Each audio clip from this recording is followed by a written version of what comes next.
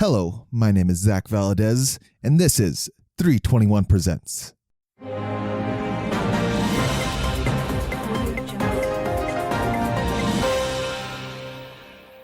Along with me today, I have incumbent of the podcast, Nick. Howdy, howdy. That's a big word. It is a big word. And today we are here to discuss and debate all the things that are socially and culturally relevant on the podcast. And Nick is here today to answer some of the tough questions that we have prepared for him. Oh, boy. We are going to start off, of course, in the sports section because I am hosting this episode of the pod. Yeah, the tradition. I was going to say we have a lot of sports content to cover, too, since it's been a while since we've been on current event scheduling. A little bit. And the Broncos have played like 5 games since then. Very much so. The question, though, that we are going to begin with that you must answer because you are the incumbent of the pod and I'm only the moderator here, naturally. I see. Interesting. The Dodgers winning the World Series is a huge win, not only for the fans of LA and potentially baseball, but also a huge win for Rob Manfred himself. Yeah, was there a question there? There is a question there. Is it a big win for Rob Manfred? Who's it a bigger win for? Interesting. Yeah, I mean, it is. I mean, if anything, it's ammo for the Players Association in their upcoming contract negotiations to be like, look, the team that's spending a lot is winning a lot, and that seems to be tied 1-1. I will say, though, that just in general, though, that was maybe the best World Series ever. At least in the recent modern era of certainly baseball. Of the past decade, pretty easily of the 21st century, I would say. It's certainly up there in all-timers. 7 full games, heroics on both sides, incredible accomplishments. And 2 very different, literally like the quite opposite. We have the team that I think everyone in baseball was rooting for in Toronto, very all homegrown dudes, except for a few exceptions to that rule for the most part. Yeah. And then the team that is out there, just daddy warbucks out there, spending every single dollar that they can. They were carried basically by a core of MVPs and international free agents. So, but guess what? That's a good team combination if you can put it together, and they showed. Very much so. I don't know who wins here. Like I said, I think winning this one potentially does put a lot more ammo in Manfred's because they did win the last 2, and that's been done very seldomly in sports in general these days. It's been since, 20-some years. I think they said it was like the 98, 99 Yankees that were the last baseball team to do it, and that was also right before a wave of like new rule changes and things got implemented to make it more difficult and have more parity in the league, allegedly. I will say it is nice to see Shohei win some postseason baseball.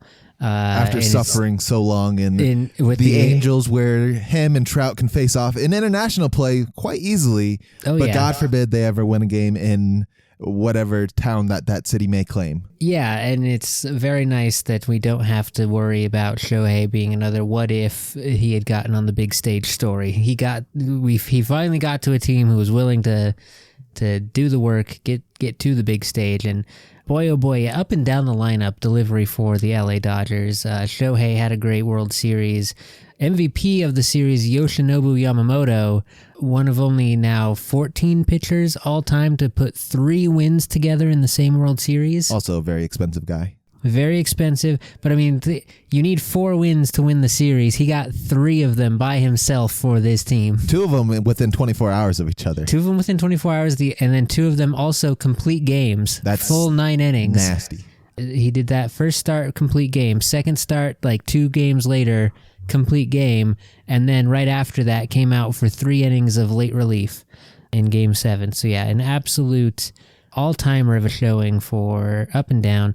Miguel Rojas was the offensive hero of the night with the late home run and defensive save. Dave Roberts, the manager, basically pulled all the exact right strings at the exact right time in terms of like substitutions, defensive swaps, pitching changes.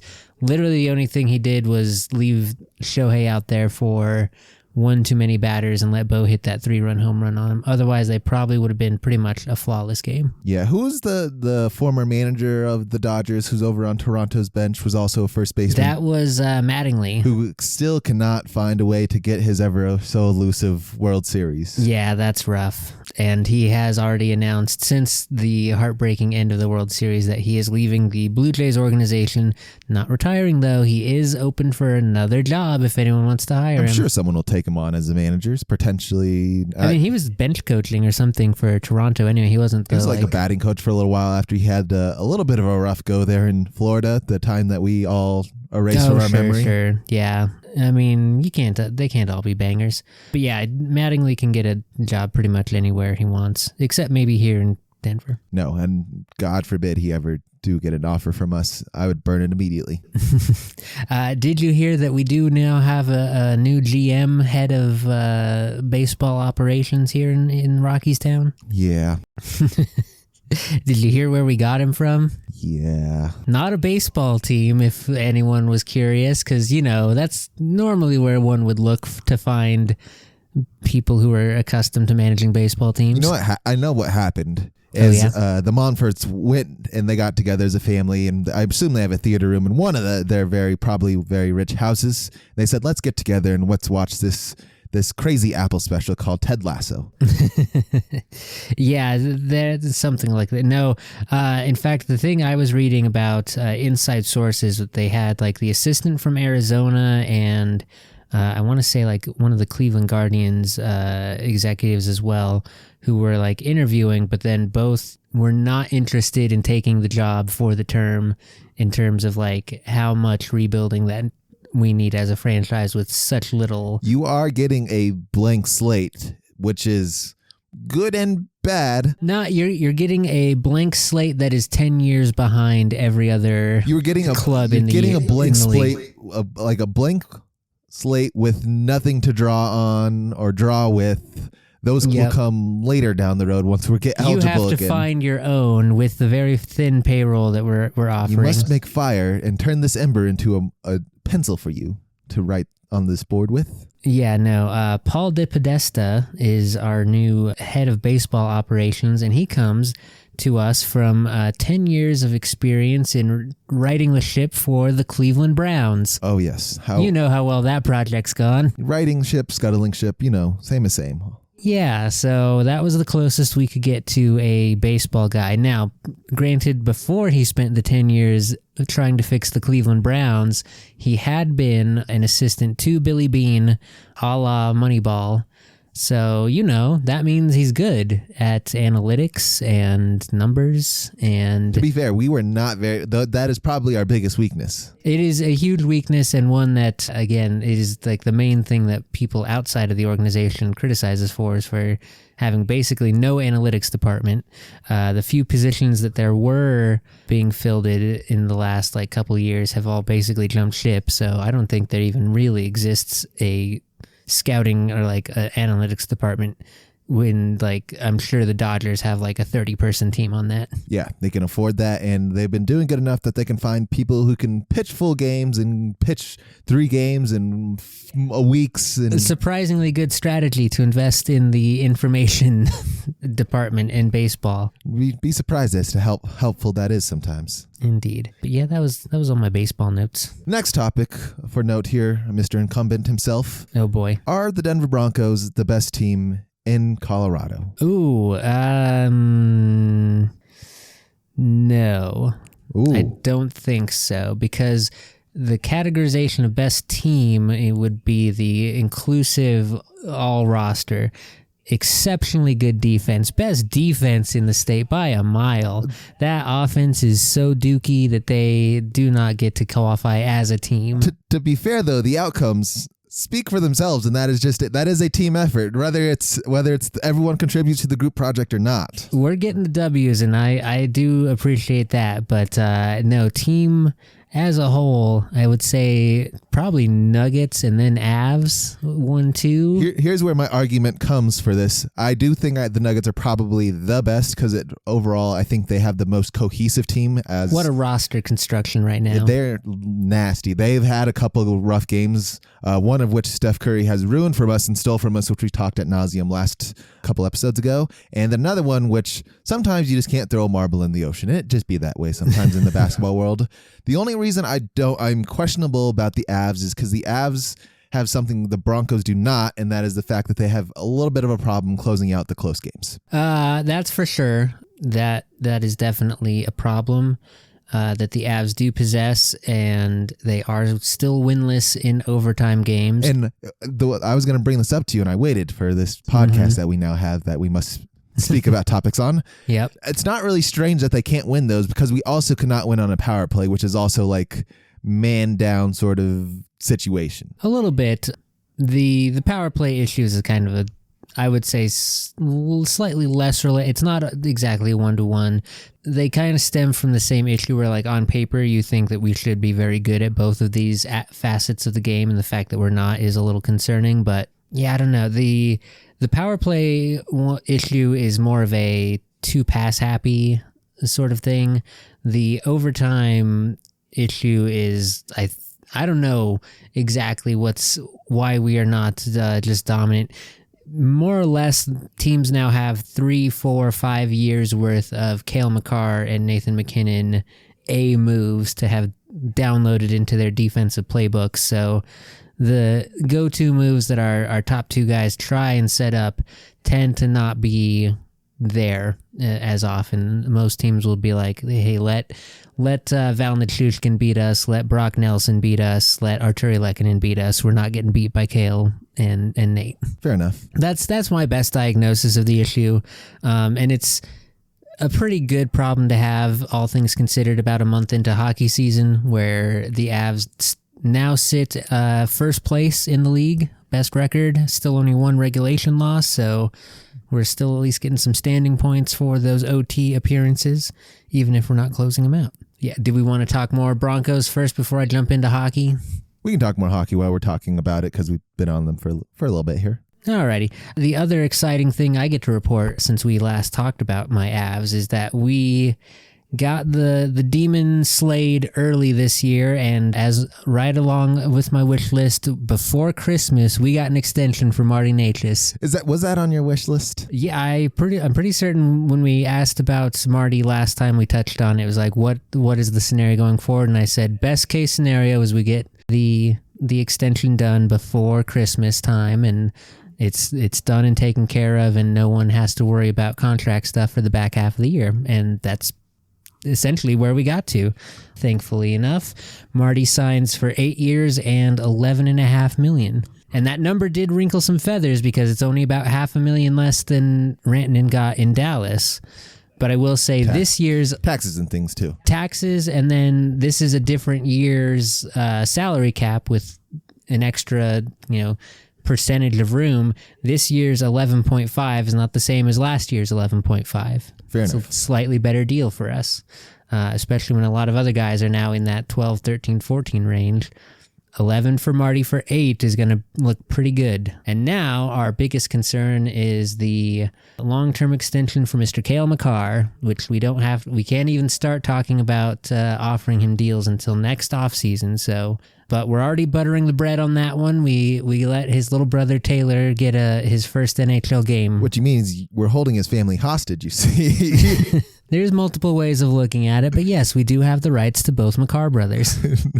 Fair enough. How ecstatic are we about the Necas signing? Is he worth the $11.5 million? Like I said, it's not the same as what Mikko got for sure. It's not quite a one-to-one. They're definitely like in the same neighborhood for sure. I mean, some people might consider it a little bit of an overreach, but I think what we've seen in the roughly like now 40-ish games with Necas on that top line, having built some chemistry with MacKinnon, is, I mean, he has the skill, he has the speed to work with one of the best players in the world, and he is producing at the best rate of his career. He's a point per player game with us, which he was not quite over in Carolina.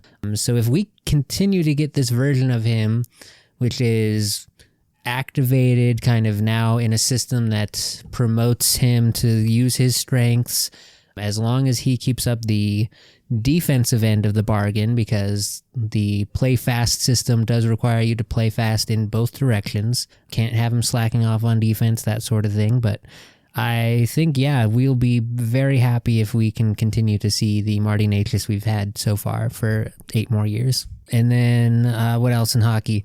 Ovechkin, the Russian machine that doesn't break, hit a new NHL milestone, 900 career goals, unheard of. I remember a psycho saying he didn't think he was going to get that record or get the scoring record. Yeah, and I mean, who would have thought that these two guys have, between Ovechkin, Malkin, and Crosby, none of them have aged. They just decided to stop aging 5 years ago, apparently. Ovechkin does look like he's aged, though. I mean, he's graying, but the performance has not dropped off at all. Crosby is our national league, he's the leading point scorer in the league, and Malkin is right behind him. Yeah, the Ovechkin, I think, I think he almost has to be the scorer out there because I don't think I've ever heard of another support, at least offensive threat out there in Washington alongside of him. It's been a long time since he had a partner back there, and they are basically waiting for him to retire to officially rebuild, because you can't rebuild while you have Ovechkin on the roster, but they've been in that kind of in-between phase for quite a while. The most noteworthy thing out of the 900th goal, though, NHL did not, they're like, we threw you the big party for breaking the Gretzky record. We're kind of tapped out on big goal celebration parties for you, Ovi. I'm tired of this Russian. But last time, when Ovi did break the Gretzky record, the goalie he scored upon was one of his countrymen, Ilya Sorokin, who was very gracious and grateful and happy to see him. The one he scored the 900th goal against was known American asshole Jordan Binnington. And probably, I think they're like enemies of some sort. I mean, Binnington's just kind of a jerk ass, full stop. He probably has some history with Ovi. He's been around. I'm sure long he probably enough. has history with goddamn everybody. Basically, Binnington tried to be real cool and sleight of hand the 900th goal puck into his goalie pants. Sleight of hand is a loose term, I suppose. Yeah, I mean, he attempted it. I didn't say he rolled well on it, but he attempted. And they did have to, the footage is everywhere, and it's hilarious to watch. A linesman skate up to him and be like, hey, we know you have it. We know where it is. Please do not make me get the puck out of where it is now. Please give us the puck back. Maybe he was just saving it for Ovi. Yeah, probably not. Almost certainly not. If it were anyone else, you could if it were Marc-Andre Fleury, it'd be like, ha ha ha, what a fun little joke he's having. But because it's Jordan Binnington, who is an absolute, I don't know, he's a bad person from everything I've heard, and has a bad attitude on the ice and to other players, so he doesn't get the benefit of the doubt. Oh, and my other bit of hockey news, since our last update here, our PWHL teams have names. Did you catch a whiff of any of that yet? Did not know that we have new names. So our debut PWHL season is going to kick off here November 21st with our 2 expansion teams facing each other. It's going to be your Seattle Torrent against your Vancouver Golden Eyes. I don't like either one of those. The Seattle one especially has a pretty bad S logo mark that is getting torn apart pretty roughly in the social media sphere. Now, the Vancouver one, for what was a pretty lackluster color combo, and they just here's the city name and here's the colors, I actually really like the Vancouver identity. The Golden Eyes, though, based on the logo they've come up with and everything, you're like, oh, it's like a bird of some sort. Is it like a hawk or an eagle or something? It's a bird. It's a plane. No, it's a duck, actually. Oh. Golden-eyed ducks, and the real live duck that these are named after look more like the derpy version of a duck, like the derpy tiger from K-pop Demon Hunters looks like a tiger. That's what these birds look like in real life. So they've done a very excellent job of making them seem athletic and intimidating now. He is athletic, intimidating. Mm-hmm. Sure. Keep telling yourself that. But yeah, so a little bit of mixed bag. The name Torrent, I think I'm okay with, although I saw a lot better ones floating around. I was kind of interested. I saw the Hydra get floated to really kind of tie them in with Kraken. I do like a Hydra. But they did not go that direction. So, and despite them now having team names and logos and everything announced, none of that gear will be... None of the jerseys, I should say. The gear is available with the official logos, but for year one, only the city name diagonally across the front style jersey will be available. Good old Utah hockey team. Essentially. I mean, it makes a little bit of sense because that's how all the other 6 teams played in year 1 when they didn't have a name, but it does also reek a little bit of like, you guys kind of expect us to buy jerseys this year that just have the city name and then buy the logo versions next year, don't you? Yeah.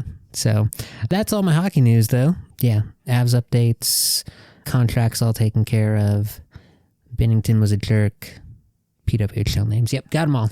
Perfect. What a list to go down. In the NBA, of course, everyone's been kicking off. The Denver Nuggets have played well for the most part, like I said, except for a bad game here and a Steph Curry still in game there. For the most part, though, offensively, I think we are one of the best offensive teams. We have not gone a game without scoring over 120 points. In a similar vein to the Avs, the Nuggets, with that healthy looking roster, big difference between this time last year and this year. Very much so. Everyone is starting to worry a little bit because Jokic is not being able to sit as much as everyone had thought, but also sometimes that's just sort of the way it is. Sometimes the bench has a little bit of an issue getting the ball in the hole. Just happens sometimes, but he is getting a lot more rest, at least from my point of view, than he has in the past X amount of years. Absolutely. And the production hasn't fallen off is I think the thing that's impressing everyone. If anything, his numbers are like staying at the same level he was producing before with like 6 less minutes per game or something. For the most part, his scoring is not what it was last year because it doesn't have to be that. Luckily, this alongside him, Jamal Murray's 27 points per game. Very, very nice. I was going to say, biggest probably improvement early season compared to last year. Jamal actually looks like he's healthy and ready to play. Very much so. I think Aaron Gordon's averaging about 12 or 14 points to begin the season, so also nice to contribute. Everyone's a little worried about Cam, though. Cam's only averaging about 8, but also Cam is third option down the row now. We have... Yeah, it's it's like an okay problem to have at this point in the year. Everyone else is pulling their weight, so it's like, well, one guy can be a little off, and he's the new one on the team, so it might take him a little bit longer to mesh and blossom. And, you know, it must be, I would imagine it's kind of nice for Cam to not have to, like, the team isn't losing because you're not producing. Yeah, it's a huge weight lifted off your shoulders. Like I said, Jamal Murray's kind of our first option right now for points because Jokic is naturally just sort of the offense is going to work through him. If he scores, he scores. If he passes, which he's more likely to do, he will. And Jamal's been getting a good benefit of that. Off the bench, though, Tim Hardaway Jr. cannot emphasize how big the dude's doing. 13, 14 points a game, which is vastly outscoring what the bench would give us over a whole night. Yeah, in some instances last year. Yeah, which is so much better than like to have a firecracker come off the bench as a Denver Nugget makes a whole world. Him and Bruce Brown coming off with P. Watt, he's getting a little bit better at the 3 ball, but having Tim out there with him still worth it for the defense alone with P. Watt. Yeah, he doesn't have to be our firecracker where we also need him to score. Tim can do that for him. Mm-hmm. Tim's defense also, he's still very, very capable on the defensive side. Not to say he's just a shooter. Dude can also guard, so having him out there with P. Watt and Brown makes that second unit a little bit of a lockup unit such that they don't have to score nearly as much as maybe some of the other benches do. Mm-hmm. It's absolutely huge upgrade in terms of that rotation and the flexibility. We're already seeing a lot of interesting kind of combinations in terms of lineup and things that there were a lot of clamoring for under Mike Malone that now Coach Adelman is kind of has free reign to do that sort of experimentation. Like with all the sports now, we don't have as long of a preseason or training camp, so we are still getting a feel for everything. So a lot of the lineups, you'll see mixes and matches to figure out what gels and what jives. And the Nuggets, I've seen so many different rotations with a bunch of different people out there. Vooch out there with Murray and Gordon, and Jokic out there with what can Brown do for you, Brown and Brown. Just so many different things. Him and Hardaway, I do like that combination. The collapse and the kick, so good. We're seeing a lot of interesting potential lineups and things that you can throw at any number of different defenses that you're up against throughout the season.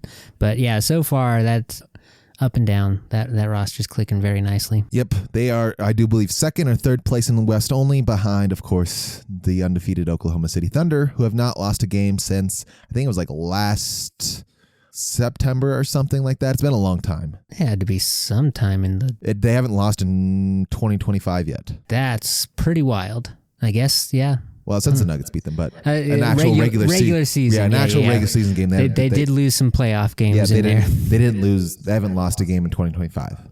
That's unfortunately impressive. Yeah, very much so. Moving on along, those Denver Broncos. Incumbent, do we suck? Yeah, kind of. Do we suck or are we tired? I can't tell. Last night it was a little bit of both. I do love our scheduling, and I do like that we didn't take the break after the London, but after London we had a Monday night game, so we have a short week going into a Sunday, and then against a rested Vegas team who was coming off of their bye. And then we have the Thursday night game where we just played last Sunday. I don't know what to think. That's a double whammy of like rare schedule. I don't know. The only benefit to the short week here against the bad Raiders team is it does give us the sort of mini bye, the extra few days for lead up against game one against the Chiefs. I don't think we are as bad as people think. We are, one of the few teams that have not had a rest, and our schedule has been grueling. I will say that. It's certainly more active. Like this last half of this first half of the season has definitely been a tougher climb, but that I think was the unfortunate part of the first like 4 games and us not taking advantage of all of those was that that was the easier part of the year because out of the last half of the year here, it's like 5 more divisional games out of the bunch. I think the only respite we get is we see Jacksonville at one point. But otherwise, it's all going to be like playoff caliber teams. Another thing to note is our offensive linemen, second, third string guys, at least in 2 of the 5 spots, if not more, when somebody else goes down. And we are missing Pat Surtain, our defensive player of the year, who is, it helps to take away a half of the field when he is out there. So a little bit different look. But the defense, regardless, without Pat, still looks fairly good. The defense is the main reason we are an 8-2 team, and has certainly carried their share of the load here. I would say there's been a lot of comparisons of like this is as good as we've looked for since like the 2015 team in terms of defense. I'd say the biggest thing I notice about the difference there is that 2015 defense was able to score a lot more. We don't get nearly as many turnovers as we don't generate the turnovers as much, and they don't turn into touchdowns the same way. We have an issue catching the ball up and down the roster in general. It is a common theme with the Broncos, but I will say, is it okay to think the win is a win as a win as a win? I definitely think so, and that's the soothing medicine for the offensive play we had to witness. If your offense is good, does that mean that they're scoring all the time, or are they good because they are winning? They're scoring enough to win you games. I mean, you can make the argument either way there, but I think just looking at our offense, they can't make the argument that they were very good for most of the last 3 games. They were good enough to get the points when it mattered, when we needed them to get the wins, and that is at the end of the day the name of the game, and that's how you get the W's, and we will take it. But it's impossible to not have watched those games and been like, at least 33% of the problem here is just like bad decision making between either play call or quarterback decisions. There's like a good 10% of just like people stumbling and slipping and weird things like that happening. And then there's another mystery, like 50%, where it's like, are we actually as good as we think we are? And that's the part that's kind of bothersome, because there's the other part where you see, that's something they can clean up. But then when it keeps happening week after week after week, like, so when are we going to get to cleaning that up? Or is there something? There also seems to be a thing, at least here in the Colorado sports realm, where we really love to make a competition out of most of our sporting events, and our teams seem to want to play up or down to the team in which we are playing.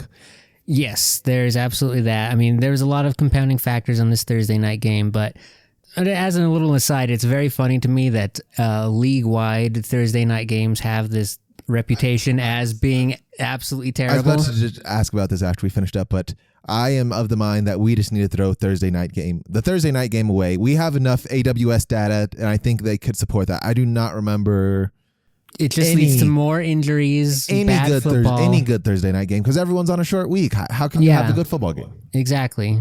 Unless it is like a thing where it's like you're coming off the bye, and you should be able to coordinate that with multiple teams have buys per week. AWS, go buy yourself a different night. A Friday night, which is the high school football. Saturday night, which is the college football. So maybe a Tuesday. We go and extend the week.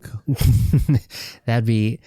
Actually, I'd be more open to that. But yeah, there is just sort of a chronic fatigue of Thursday night games because even the broadcast people on the Thursday night broadcast and here we go for another Thursday night. See what sort of absolute degenerate nonsense they call football out here. Please, for the love of God, somebody save us. Poor Al Michaels reminiscing about working with Al Madden, watching real football games. They're like, Al, do you remember this game from 2001 Broncos Raiders? He's like, yeah, I remember. That sure was a good game, which is not what this is. Turning back over here to our 17th third and out. It's like if you were to walk out of the Dollar Tree with like a cool little toy and then you got to see what's inside of like the top toy store there is, and it's like this. I got this, but really that my little bubble toy out of the quarter machine is still gonna keep me entertained, even though I don't have a PlayStation. This is fine, I guess. It's what I got. I'll make do. Yeah, Thursday night's bad, and Broncos were bad. So here's the thing. So all that is said, we do now have a little bit of extra rest coming into the Chiefs game. This is going to be like kind of the show me game for that Broncos offense. You've skated by the skin of your teeth against lesser teams. The Texans' defense was really good, but we kind of knew they're off, especially once C.J. Stroud got knocked out early on in that one. That was not really an even match anymore. Raiders are bottom of our division. Giants were not like a great team. They were a momentum team, but no one was like, yes, that powerhouse Giants team. So those were all games that yes, we got the W's. We made it a lot harder than it needed to be. This is going to be the one to show up where it's like, okay, did you make the adjustments? Bo, can you settle your feet for once before you throw, please? Yes, please. Please find a way to hit number one. I don't know if they just have the yips together or what, but there's not a throw in the world that he can make to him. The chemistry is bad between Bo and Ingram. Sutton, despite being our number one receiver for all intents and purposes, is like third or fourth on targets. Like I said, he's also getting some nasty balls. Also getting rough because for whatever reason, the number one option in the passing game is Troy Franklin.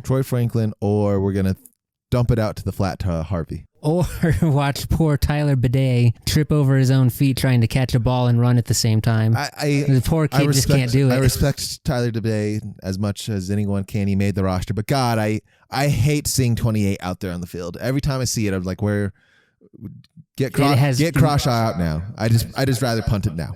And speaking of someone who had a bad Thursday night, his first cold game is different. Yeah, the Australian did not adapt to the late November or early November weather here in Denver. I will say that everyone was like, why can't we have the Raiders punter? They did draft. I'm pretty sure he got drafted like 4th or 5th round. He's a very high draft pick for a specialist. Yeah, for sure. Ironically enough, the Raiders fired their special teams coach after last night's game. The blocked punt was sort of the game changer. Yeah. To be fair, though, we did miss. They missed a field goal too, and we missed a field goal as well. So yeah, I mean the field goal. I imagine it was just specifically that punt play because the punter himself was absolutely rocking us with that field position war in the first half. On the 1, on the 15, and we will back ourselves up to the 1. Yeah. Oh, and then other football notes that we have missed since our last conversation about sports was the trade deadline did come and go. It did come and go. Broncos did not make any moves. We tried to, but they were not. They're too pricey for us for what we're willing to give up. Which is fine. We're not in the position right now where we need to make moves and one more year, and then we'll exactly. And I agree. And next year, then it's time to make some They don't. You make those tweaks for the now. People don't understand with what we have going on right now. We are still handicapped by $30 million on our cap. Yeah, absolutely. We are way ahead of schedule in terms of where we thought our roster rebuild would be in the post Russell Wilson fallout. Yeah, I imagine we'll probably give some of that money to Franklin because I think he's earned it this year for sure with the way he's playing alongside that whole defense unit, and everyone else has been signed. But boy, would it be nice to have another skill player out there alongside of whoever else. Indeed. And then Bo's going to need a new contract here pretty soon. He has a couple years left.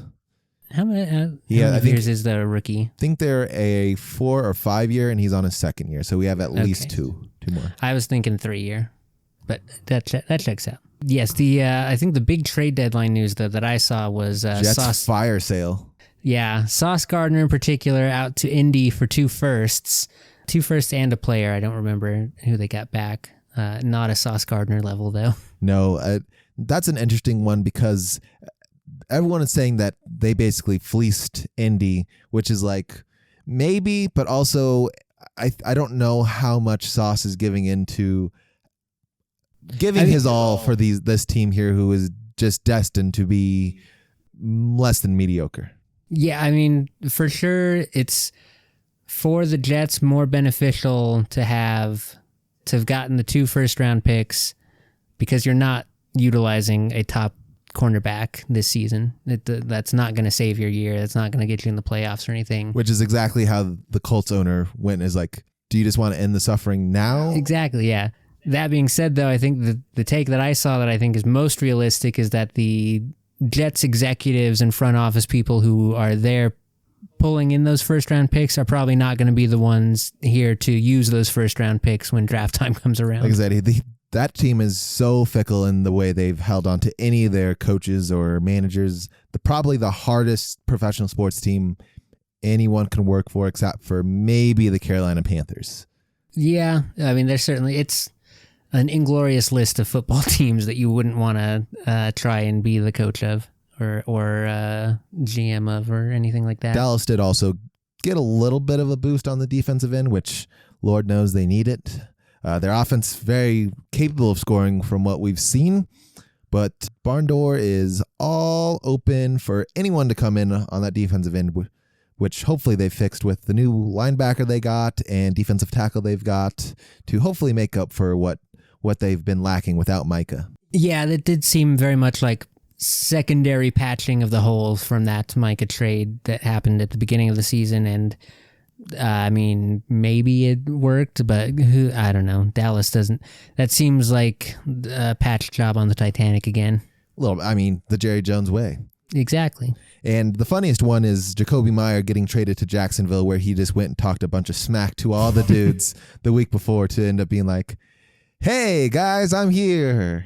What's up? Which is also a different Titanic situation, but Yeah, the Jags had such high hopes at the beginning of the year, and then what happened? Travis is on the IR now, I believe. Yeah, that's the big blow, and then Jags are going to Jags. Lawrence has not been what they hoped he would be, but also how much have we really tried to develop him and given him some actual help and support. He definitely seems like the next great candidate to go blossom on another team in like his 4th or 5th year or something. On a team where we will help you flourish versus a team that actually has some receiving options and a little bit of an O-line. What a dream. A magical combination for any quarterback. Yeah, it's crazy how that works. Very good. I think that's all the football news I can think of. Very much so. Let's move into the little bit of the world of the music. We don't talk about music a whole lot here. So, question I have for you musically is, what matters more? Does the content of the music matter more than just the overall, I guess we'll call it just the vibe, the feel of the music? So, like lyrics over melody type of thing? Kind of, very much so. Melody, beat, I am in general, I weigh the vibes, if we're going to call it that, the vibes, the melody, the grooves, the harmonies and whatnot I weigh those higher than lyrics. Which is interesting because me and you are coming from different Yes, very musical much. genres. You kind of have to make that leap over to get into the like to open the wide world of K-pop and be like, I'm not following lyrically everything that's getting said, or like any other like language. Because I think there's some really interesting like Spanish rap and stuff too. That's pretty good. Where I'm like, that's definitely not the stuff I was taking in high school. So I'm lost on that as in terms of translation. But dope beat. Yeah, that's where I would say, pressed into, I would say I would go for the beat, because to me that is one of the sort of magic things of music, is that despite whatever socioeconomic, cultural divides there are between people, for whatever reason there are certain rhythms of sounds that get the same physical and emotional response out of people no matter what, and that's fun. It is one. To be fair, it is one of the universal languages, math being one of which. I mean, it's just a different form of math. And then music, which is like, I don't need to understand words or whatnot. I just need to kind of listen and feel my feels. Yeah, just be open to the vibrations of the universe. Very much so. Then I take it, is your answer more lyrically inclined for your inclusion into playlists and such? The answer is, I don't know. I have moods that I go through. Sure.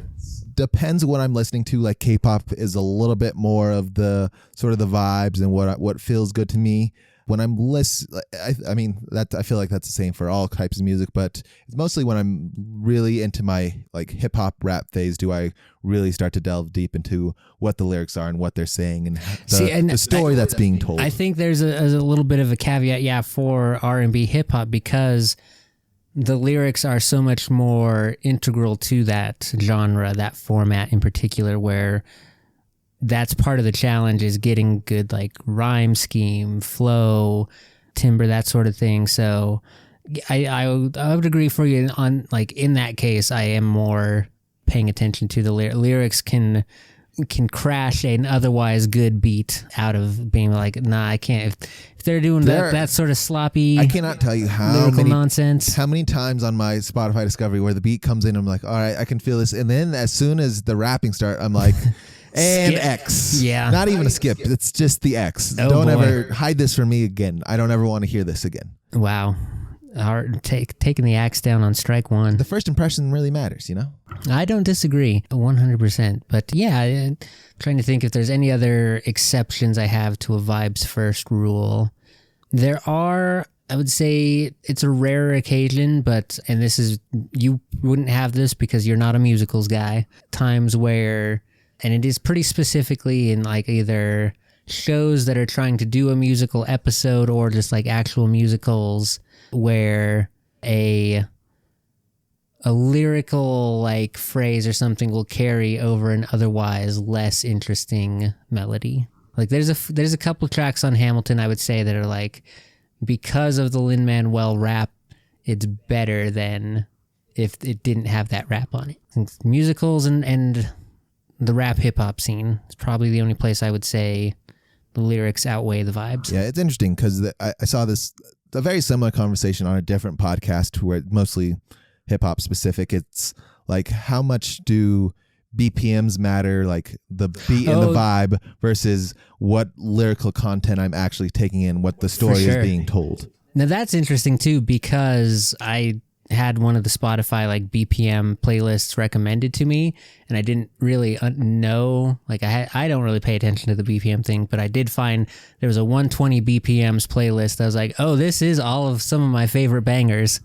And it's kind of interesting that it was like, oh, that's the weird commonality between all of these. It's the BPMs. Yes, for a lot of people, they have a nice little BPM that they find sonically soothing to them in one form or another, and for others they vary. I think I'm one that varies very much, because for some of my music, like Stray Kids, I assume the BPMs are crazy high in a lot of the K-pop stuff, versus some of the rap artists like Dave, who's a British artist, who is like lyrical, I'm gonna bar you and keep going. It's a little bit more like epic, and the BPMs are much lower. I guess I need to disclaimer here that My opinions on the quality of lyrics might need to be discounted since my favorite band is the Red Hot Chili Peppers, who have been accused of doing some nonsense lyrics, but I'm a staunch defender of Anthony Kiedis' poetry, and that's what it is, poetry. Some of the nonsense lyrics are the greatest. Anthony Kiedis, Stan himself, Eminem, I for sure has a bunch of nonsensical lyrics. We have a whole genre for that called mumble rap. In fact, if you're in the hip hop world, where the lyrics are nothing but nonsense. Now, I was gonna say, when I found out about mumble rap, I did have to be like, really now? We're gonna just straight up. We've gone too far at this point. It's that was a little bit of an old man moment for me, where I was like, really, guys, mumble rap? Okay.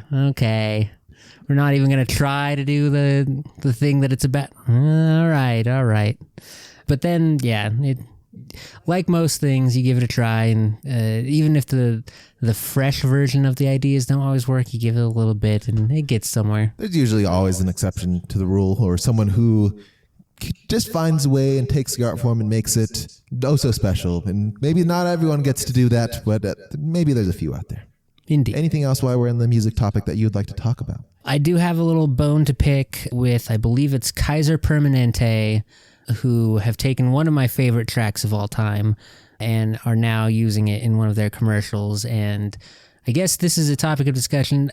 Have you ever had a song that has been ruined by its inclusion in a commercial? Either you saw it in a commercial first, and that's the only impression you have of it, so it doesn't sound like a real song anymore, or this version where it's like, it was a song, then it gets included in the commercial, and then it's like, that's less good now. It's tough to say because I don't see very many commercials in my life anymore. That's fair in this day and age.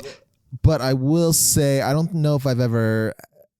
all the songs I've usually picked for commercials are not in my alley for the most part. There's like some commercials I've seen with songs that I'm like, it's an interesting choice.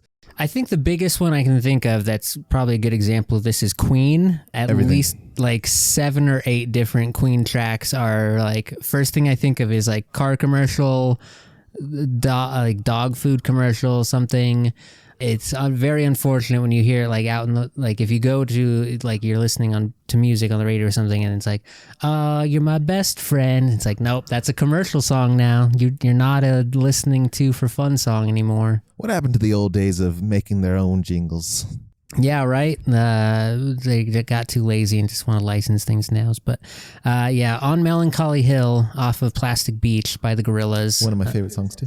It's now they have pulled the very good chorus bit and straight into a commercial and plays like 6 times during any sports broadcast now. Also, a weird song to choose for a health. It is unfortunate because I think it's people of my age group now getting into that position of like making these decisions for broadcasts, and they're like, you know what song I really liked has a good little uplift in the chorus? It's this one from the Gorillaz. And it's like, come on, man, you're ruining it for everyone now. You're ruining it for everyone, but do I really want to be on Melancholy Hill when I'm at my health provider? Yeah, this is another instance where the commercial people are very happy to divorce the lyrics from the melody completely. Don't look at any of the meaning behind any of the Plastic Beach songs from the Gorilla. Just bop along to the beat and remember Kaiser Permanente.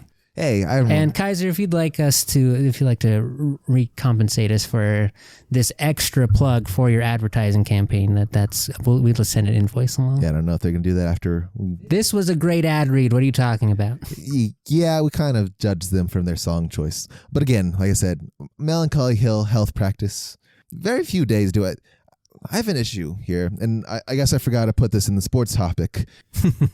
I've learned I have a little bit of a problem, and I usually try to be an open guy, but once we remove logic from things, it becomes an issue for me. Interesting. So why would you put On Melancholy Hill for something that's supposed to be more uplifting and happy? Just probably think about that. But the issue I've run into, and this might even slide us into the movies and TV section here, is on X, they have a brand new show called Mount Rushmore on X, appropriately named. And it's a discussion sort of debate thing with these 2 guys, and they bring in guests every time, and they are different guests. So the first one I think was with Peyton Manning and Tom Brady, where they talked about greatest pass catchers of all time. And then there was another one with Rick Rubin and I forget someone else where they talked about most influential bands of all time. Interesting. Didn't watch those because they're 20 some minutes and you have to watch them on X, which they're not easy to find or search for the most-ish part. Definitely pirate off of that platform. Very, very much so. But the one that I started lost my mind to, and I've seen a lot of clips of, is they had Shaq and Reggie Miller on. They talked about greatest dunkers of all time, which I've only really seen the clips of. Where I lost my mind is they started to pick greatest power forwards of all time, which Shaq nor Reggie Miller are, which is kind of like appropriately you're able to do. But the arguments... Like, I can understand the professionals' arguments, but the argument that I had that they kept bringing up is like, well, do championships matter? And they were like, yes. And then they threw guys in who don't have any championships over guys who have championships, and they threw guys in with like, I'm choosing this guy with no championships. Voice crack there. No championships over this dude who has a championship and may not have performed as good, but not that much worse. And, you know, that is always going to be one of those great dividers in sports discussions is, and it varies, I think, from sport to sport as well. As we've discussed, there's, who's the basketball player with he has like 5 or 6. Robert Horry. The one that was like, they kept bringing up and I started to get a little hot over and I had to turn off the video was... So in the greatest power forwards of all time, you have some notable names. So it's like, okay, Tim Duncan is number one, who's like someone who is beyond basketball a little bit. Everyone knows sort of the resume speaks for itself. The resume speaks for itself. And then they have like a debate of whether Karl Malone or Charles Barkley belongs in there. You can make an argument really for either one because neither got a trophy. Yeah, but Karl Malone was a beast in Utah, didn't really perform in the playoffs all that well. Well, maybe that's a knock on his trophy. And Charles we only went to the finals twice. Sure, but also influential power forwards. I'm okay with that. But then the crazy dude, the one who I'm pretty sure runs the show, is like, you know who needs to be in here? Dennis Rodman. Why? Because he has 5 championships. 5. Yeah. 5 of them. And it's like, wait. And who else did Dennis Rodman play with? So his list was Tim Duncan, naturally, because everyone included Tim Duncan. Then it was, I think, Karl Malone, Kevin McHale, and then it was like Dennis Rodman. Interesting. Why is Dennis Rodman on the list? Because he has 5 championships, which is not what Karl Malone has. And there's a bunch of other very great power forwards who have championships to their name that he could be replaced for, if that's your argument. That's pretty wild and very frustrating when it just becomes like I know we're doing this on like some sort of subjective ranking scale, but here's my personal biases. Like I said, I'm fine with we can have who's the greatest of all time. You can throw your Mount Rushmore up there as long as your qualifiers. There's some consistent logical. And you're consistent, and there's some consistent logic I can follow and understand. As soon as you throw someone in who already is an exception to the rule for this logic, I think I got to step out. Yeah, I mean that's you're going to have a tough time in those sports debates because for whatever reason, and I'm 100% guilty of it too in my rankings of Avs players and stuff like that. You let nostalgia blind you a little. You let personal, just be like, I remember seeing that guy do a crazy thing one time, and that has permanently put him at number 1 best at that position or whatever. I can understand, but like if nostalgia is part of that, like I can get that. That could be like a qualifier on its own. What the nostalgia effect is, the crazy thing is you must have championships. Here's a guy with except for this guy who doesn't, who has none of them. It's like I can't respect your list now. You're just throwing names out there. Yeah, your musts and have tos seem. You threw a lot of spaghetti at the wall, and none of it stuck for me. Yeah, I feel bad for you because that's going to be pretty common forever in sports media. I feel like. Yeah, my brain is hurting. I think I'm having an aneurysm as we continue to talk about it. But once again, the dudes who are like running the show talking about sort of a little bit of everything, Mount Rushmore's, the sports ones upset me the most because they're not sport guys for the most part. their research. The dude who I'm pretty sure is like the runner of the show is an absolute madman from what I've learned from the one episode I did watch.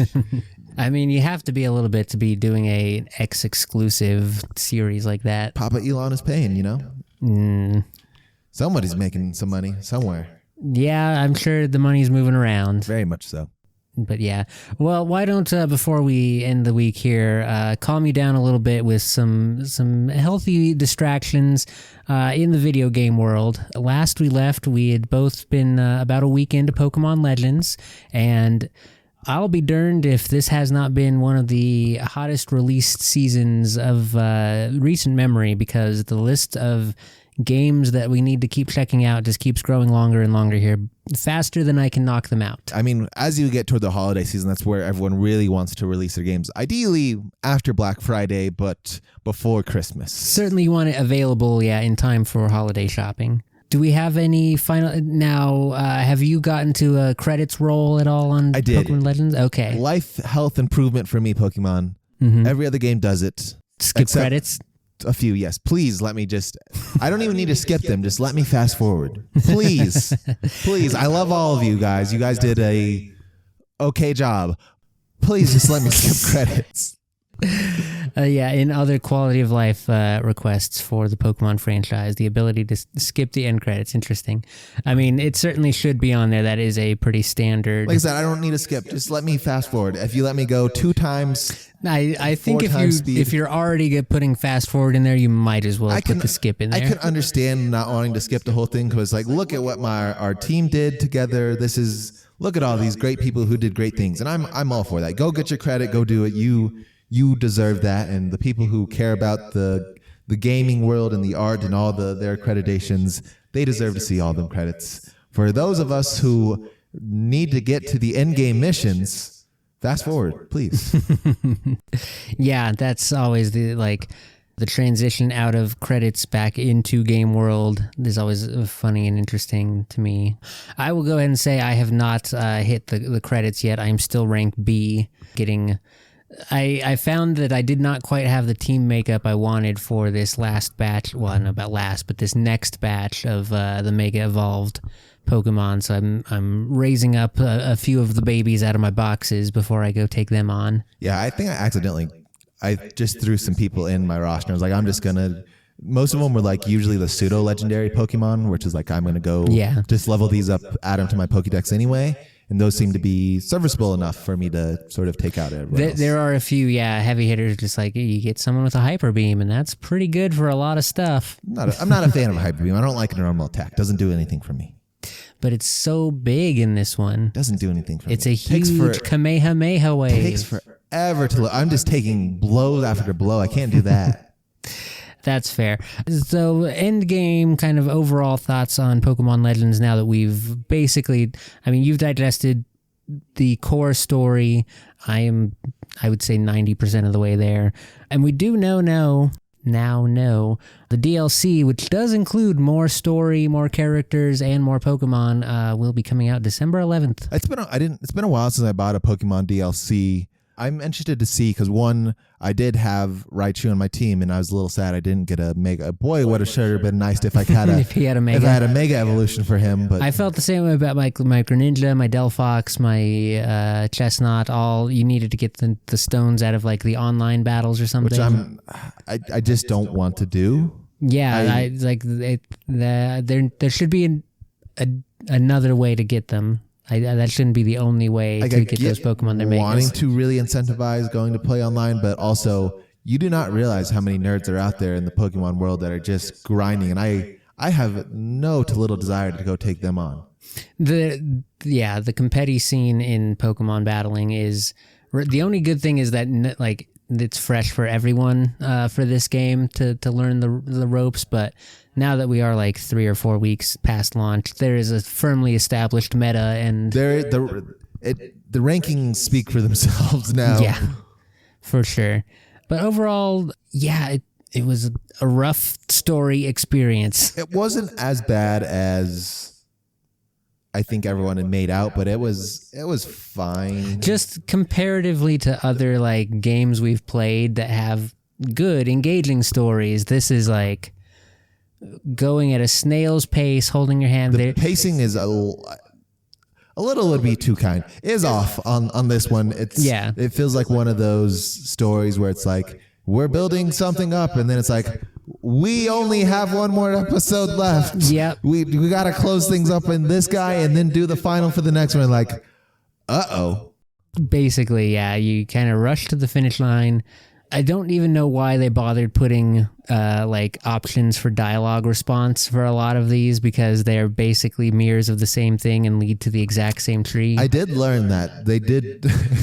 I learned because I did select one of the wrong dialogue options. And they'll just railroad you back to the other option. No, you idiot. Yeah. So it's like, okay, if you weren't going to entertain me with the actual option They did. No, you idiot. Okay, that was good enough sidetrack branch. Yeah. Ha ha ha ha. If they had one of those for all of the options, I would be a little bit more forgiving of it, but it is basically a throwaway to just give you that like illusion of control or agency at all, when it's like, no, we're very specifically holding your hand through this story. But yeah, so lackluster there. The innovation in the battling system, though, I think was still worthwhile. Yeah, I just wish it was on a bigger map and maybe for sure a better story.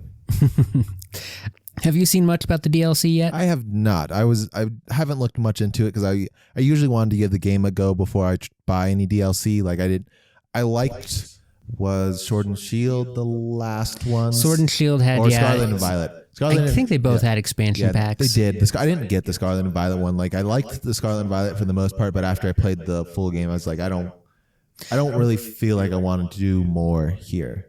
The Scarlet Violet one was largely, late game stuff. Very specifically, the Blueberry Academy was like, here's 2v2 late game high level battling training and like the expanded Dex region. So it's a little bit more of the same for this one. The big kind of surprise that we're seeing here, so the legendary Pokemon Hoopa is kind of the star of the DLC, and their trainer or companion, whoever, and the Hoop Pokemon can make these holes in the dimensions so that you can go to Hyper Dimension Lumiose, where we're going to find all the new expansions to the Pokedex for the DLC, and they will be able to appear over level 100.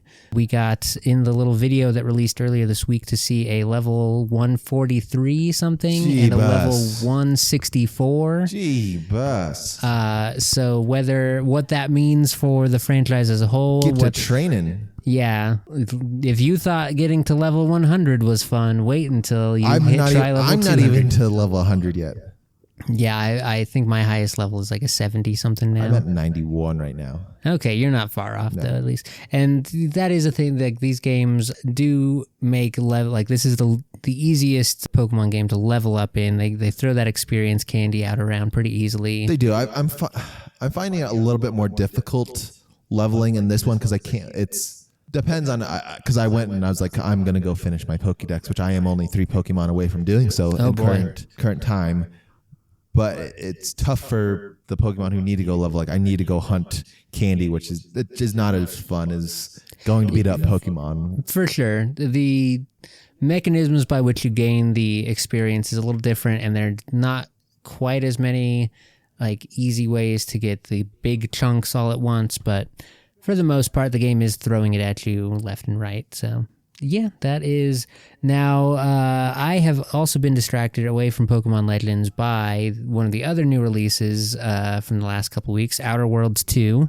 Oh, you wouldn't have grabbed it? I got it off of Steam, and I have not gotten very deep into it, but I will say that I do think this one is definitely worth checking out. It is. And for all those who are listening, and if you want to go play the OG's been on sale, especially in the Steam world, for every week I've checked. Yeah, it's like a $10 game right now. Do not pay full price for the original Outer Worlds. No. I will say you probably like, other than getting familiar with the world building of like who the corporations are, what the names of the companies and things like that are.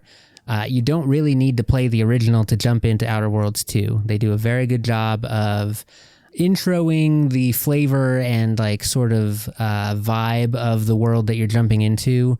From a story perspective, you are completely detached from the events of the first game. It's a completely different region of space, still involving some of the same like corporations and things like that. So if you do play the first one, you'll recognize some names, but you don't need any of that information.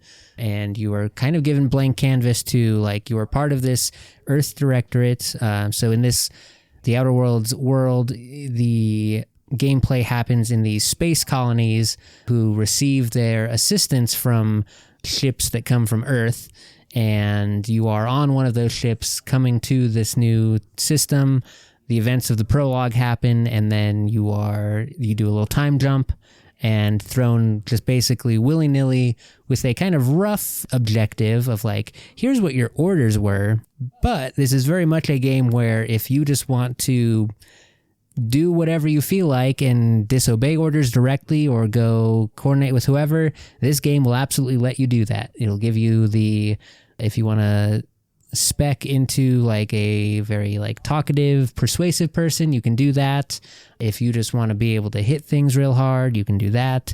And it is designed this time so that a lot of things have been cleaned up in the character creation, so there's a lot less decision paralysis. This is kind of like, here's what this skill will make you better at. If that's what you're going for, get this one. Otherwise, get this one that makes you better at this thing. No, you love you some character creation. I love me some character creation. I love me some branching story where you can play the quote-unquote good guy following orders, or you can immediately start betraying the people who helped you through the prologue. And there are it is well written. There are dialogue options. The journey, like the quests, diverge in the way that you would expect them to for those things. It really, like, in comparison to the Pokemon game, I cannot stress how nice it is to have an actual sense of agency and like feel the game respond to your decision making. Yeah, God bless you for trying to finish one of those, because it may take you forever once again, like a Baldur's Gate situation. Yeah, it's definitely probably going to be like a 50-60 hour one for total completion. And like I've been holding off because I've been trying to get to the end of Pokemon Legends. And then Dispatch, which you put on our watch list, has come out now. And I've seen enough to like see what the premise is, but I'm otherwise trying to avoid spoilers and whatnot for what the actual like decisions and things that come up are. But I do see a lot of Let's Plays happening of Dispatch going up right now. Yep. Critical Role, shout out to them for all they do. It's part of one of their first games, I believe, that they've released. First like video big games. Collaboration, yeah. A huge cast. We have the guy from Breaking Bad. Aaron Paul is the star. Aaron Paulson and Lauren Bailey, who's the voice of everyone's childhood for the most part, and a bunch of other characters that Very you know and love. Recognizable, yeah. A lot of YouTubers, a bunch of other big names in it that they got to do it. And the story, it's a fun take, I think, on a superhero story that we've gotten a little bit more these days with the Boys, Invincible, sort of a growing It's a take. very humanistic take on what it would actually be like to be a person expected to do the job of superhero. Yeah, for those unfamiliar, it is a very much from a lot of the same people who worked on the Telltale Studios games. I'm pretty sure it's the same people who did it right. It is largely like, yeah, those same employees in a different conglomeration company name now, I think, than Telltale. But yeah, same idea of decision-based dialogue options in some like real-time, quick-time event situations in the setting of a world that has superheroes, in which our title hero, Mecha Man, is a hero without powers and relies on the mech suit that he pilots to be his power. And what does he do when his mech suit no longer works? Very much so. And like I said, it's quick real-time decisions. It's a lot of strategy. It's basically a cinematic journey that you take through the story. The one gripe I do have with all the Telltale games is, boy, do I dislike the episode things. I just want you want everything released all at once? Give me the thing and just let me go through play through it all. Yeah, let me go through the whole story. I imagine it's a production thing so that you're not stuck waiting for several years, so you can at least play part 1, which they do have done while they're working on parts 3 and 4. Yeah, and I do believe also December 11th, that guy is going to be fully released. So all the stories will be out. Yeah, I think some of the Let's Players and whatnot have early access or something to some of it, but I also don't know how many like chapters and whatnot it is inclusive. I think it's 6 chapters. Episode 1 and 2 got released. Episode 2 and 3 are about to be released, if not released already, coming this Jack week. had early access because he has episodes 5 and 6 up on his 5 YouTube and 6 playthrough already. The December 11th drop. Yeah, that's the last of it. Yeah, so that one definitely does look right up my alley as in terms of, again, a world that responds to your decision-making, very, very different paths you can take in terms of how you respond to situations where no 2 playthroughs will probably be the same type of thing, which is always right up my alley. Yeah, I need to figure out what I'm going to play next because Pokemon is coming to a very, very close end for me here. Don't know if I'm going to go play Cyberpunk. Don't know if I want to go get Dispatch. A couple other games have caught my eye. I just don't know. I've been tempted to go buy Starfield and give that a chance now that we're far enough away that they've... See, I've been thinking the same about No Man's Sky. No Man's Sky is, I know, supposed to be like incredible now. It took a few years to get them right, but they've had update after update after update, which have all been included in the base price of the game, which you can get on sale for like $30 most of the major holidays. The biggest thing that keeps holding me back, though, is the thing that everyone leaves on negative reviews. Still, like, yes, it's gorgeous, yes, it has all these systems, but there's still not really any like actual quest line or something. Yeah, there's no story. It's just a big pretty sandbox, and I don't know. Like I do want a little. I want structure. A little structure. Yeah, exactly. I need someone to guide me just a little bit. I may not go. I may fall outside the structure, but I would like to when I'm ready to come back to it. Good luck if you do pick up a Starfield. I have tried 3 separate times to get going on that, and after a couple hours, it will always do like a thing where. In like a Bethesda game where they're like, and now here's a new mechanic, and then we're gonna, for a story reason, put you to sleep and you go back to a thing. And then there's always a point there where I disconnect. I'm just like, okay, well, that's a good point for me to break and walk away, and I might not ever open that game again. Yeah, I do the same thing with Cyberpunk, which is a problem. I'm ready to complete that, maybe perhaps. One last shout out for new games that have become playable here in this season of why do they all come out right now? Holiday season. A game that I've been waiting to get access to for years now, it feels like, is from the developers of the original video game Tycoon game. And this is a game called Tavern Keeper. Oh, is this Tavern, Tavern Inn? It's very specifically called Tavern Keeper, and it is a fully 3D animated tavern management sim. But they have integrated in a complete style thing where they have the deep library of assets for decorating your tavern. They have mechanics for the cooking, for growing your ingredients. What a sucker. Always for the cooking. I love a good cooking game, and there are so few where the cooking is actually the mechanic and it's not just a puzzle game or something around food-based elements. So it has just come to early access here in the last week or so, and boy, do I really want to get my hands on it. But as I've said, I have Outer Worlds. I was just hopping into Kingdom Come Deliverance right before Pokemon time. And what else? There's another one that's on my list too that I had to knock out. Oh, Metaphor Refantasio I also got when that was on sale and have almost gotten out of the tutorial on that one. Proud of you.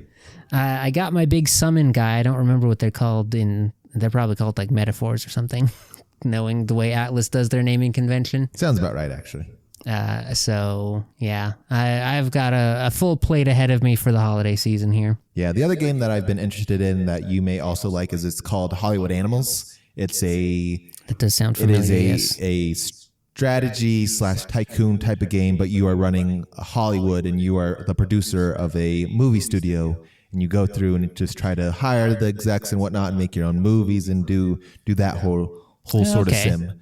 But it's gotten pretty good reviews, and I know it'd be nice to maybe go into a little bit of a sandbox for sure after having such structure, linear structure.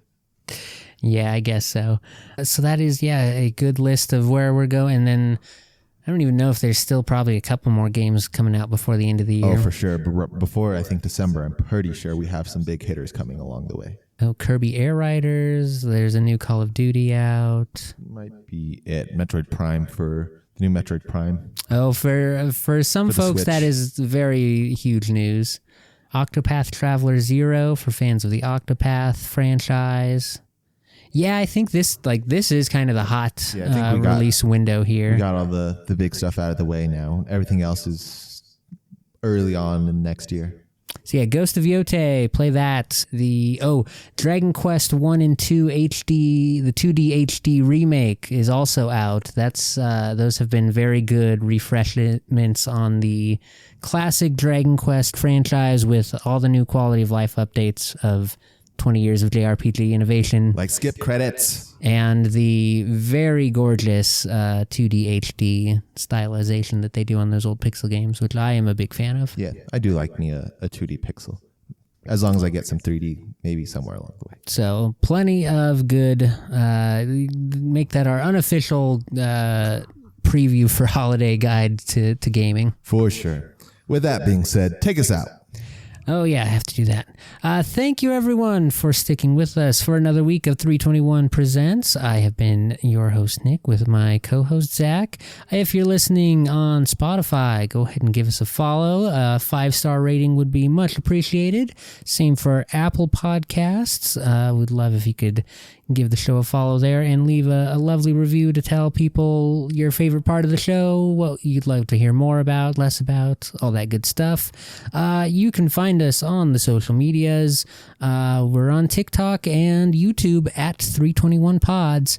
And if you ever forget any of that stuff or just want to see what the latest episodes are, you can find all that good stuff at our website, 321pods.com. And until next time, I've been your incumbent host here on the show with my lovely moderator. Thank you guys for coming along. With that being said, we will see you guys next week. Adios.